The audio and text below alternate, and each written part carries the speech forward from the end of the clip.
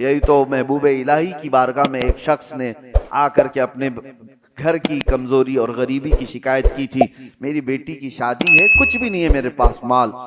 और आपने कहा ठीक है जाओ बाहर से कुछ ढेले पत्थर मिल जाएं तो ले आओ। 3 ढेले ले आया छोटे छोटे से।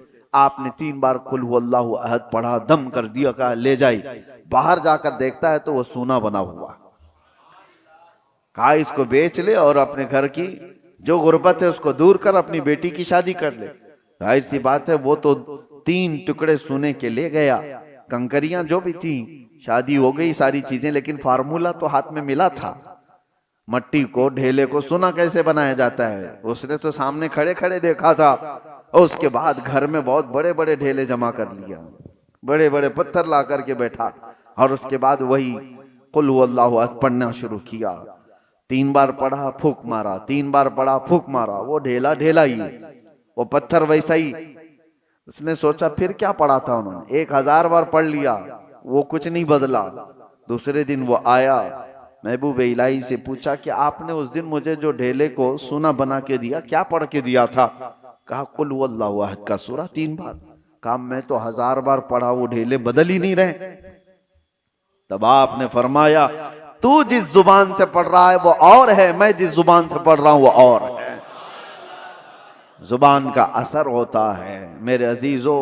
इस जुबान को जब लज्जतों से बंदा बचा लेता है, अल्लाह उस जुबान में वो असर अता करता है कि जब बंदा फिर किसी को कहे तो दिल में पार हो जाए। और जब बंदा अल्लाह की बारगाह में भी अर्ज करे तो अल्लाह उसकी जुबान की भी लाज रखता है, उसकी जुबान को बेवजन होने नहीं देता। बस अब ये रमजान सबसे बेहतरीन मौसम है, इस जुबान को पाक कर लो खाने पीने की लज्जतों से भी और बेहयाइयों की भी लज्जतों से। जब ये जुबान पाक हो जाए तो अपने इस जुबान को आदत डाल लो मेरे मुस्तफ़ा करीम की बारगाह में कसरत से दुरूद भेजने की। और एक बात मैं बताकर रुखसत होता हूँ, हजरत सैयदना सुलेमान जज़ूली रहमतुल्लाह तआला अलैह बहुत पाए के बुजुर्ग हैं जिन्होंने दलाइलुल खैरात शरीफ लिखी है। दलाइलुल खैरात दुरूदों के मजमुए का एक ऐसा हिस्सा पूरी दुनिया में आज मशहूर है। जितने दुरूद थे सबको उन्होंने जमा किया। और दलाइलुल खैरात पढ़ पढ़ करके कितने वो लोग हैं जिनको अल्लाह ने विलायत अता फरमाई, अल्लाह के वली बन गए। उसको लिखने वाले सुलेमान जज़ूली, क्यों लिखा उन्होंने वो बताते हैं। एक बार सफर में थे और रास्ते में शाम हो गई, असर हमने नहीं पड़ी थी। करीब देखा तो एक कुआं था, कुएं से पानी निकालने की कोई चीज है नहीं और हमें वजू करना है और असर का वक्त जा रहा है, सूरज डूबने को है।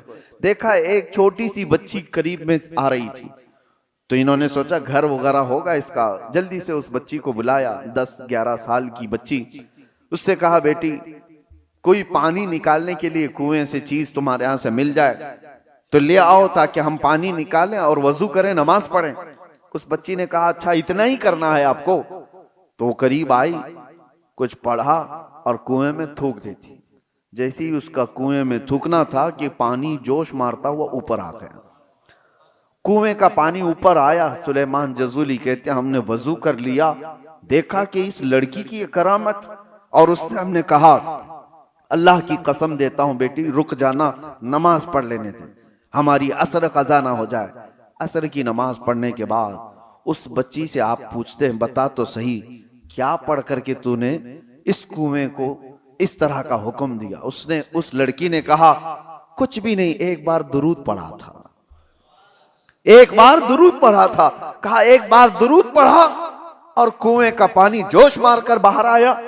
उस बच्ची ने कहा बात दर हकीकत यह है कि मेरे वालिद ने हमें तरबियत ऐसी की, कभी हमने अपनी जुबान पर हराम ग़िज़ा को लगने नहीं दिया और कभी हराम जुमला जुबान से निकाला नहीं।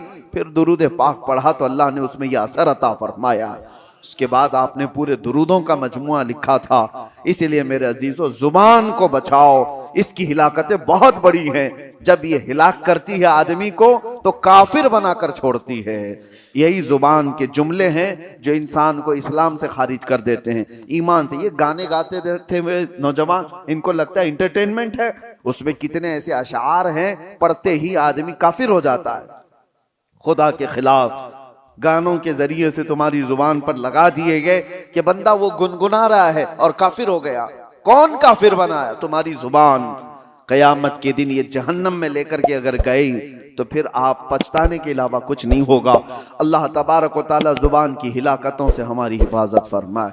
रब तबारक व तआला ज़ुबान की लज्जतों से